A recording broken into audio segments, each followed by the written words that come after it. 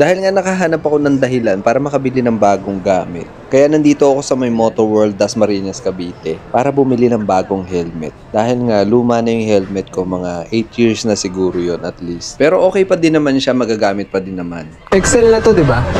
Kano nga ito? Pag kinumpute? 3.1? Tapos yung Excel sir? O large lang? Bakit ito? Large lang kasi yung nabili ko nung nakaraan. Gusto ko naman magpalit ng XL para naman medyo relax naman yung sa ulo ko. Tsaka naglalagay nga pala ako ng microphone sa loob, kaya naisip ko na XL yung kunin ko, baka sakaling maluwag. Pero nagkamali ako dahil mas masikip pala yung foam ngayon dahil bago nga yung helmet. Ano ba yung pwedeng pagpilian dyan? Same lang price ba yan? Hindi. Kapag may design medyo mas mataas, 3.690. 3.4 kasi yun na yung plane. Pero the same 10% din. Pero kung gusto nyo may stock sir, yun na yung ma-recommend ko kasi halos itong may design halos naubos na. Sa'yo din yata ako bumili nung last time eh. LS na rin sir? Oo. Kaya lang ang problema ko din, yung ano niya nabasag na. May ganito. Oo, dito. Anong model sir? Oo, kukunin ko lang yung model. Card picture ng helmet sir. Baka meron dito. Yan. FF353. Mechanism sir. Ayan, parehas yan nun.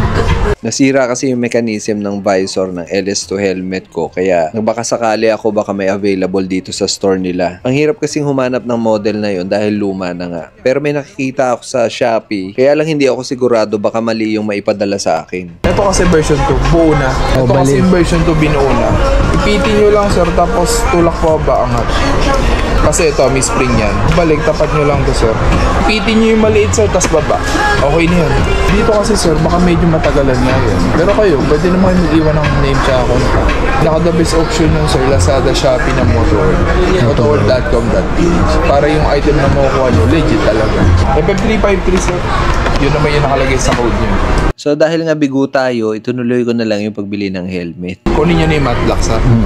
So ito na nga, binuksan na ni Kuya yung bagong helmet. Binigyan niya ako ng bagong stocks kasi marami nang sumuot nung naka-display eh. Chinecheck ko muna yung helmet, baka meron siyang damage para hindi na tayo pabalik-balik sa store nila. Tsaka tinitingnan ko din kung talagang desidido na rin akong bilhin siya. Tsaka hindi ko to basta binili lang, pinag-ipunan ko rin to. Hindi to instant na nabili ko. Nag-iipon lang naman ako pag may extra ako. Kahit pa 10-10 piso yan, aabot din yan ng 1,000 pagdating ng panahon. Nagpapasalamat din nga pala ako kay Kuya dahil hindi siya suplado kahit na ang dami kong tanong. Sa pagkakaalam ko, siya rin yung unang nagbenta sa akin ng LS2 nung una akong bumili dito sa shop nila. Kung naghahanap kayo ng Motor World branch dito sa Cavite, dito lang sa may Dasmariñas. Makikita nyo sa loob ng SM Dasma sa may ground floor. Dito ako pumupunta kapag may sale at isa na to sa mga pinupuntahan ko, itong Motor World.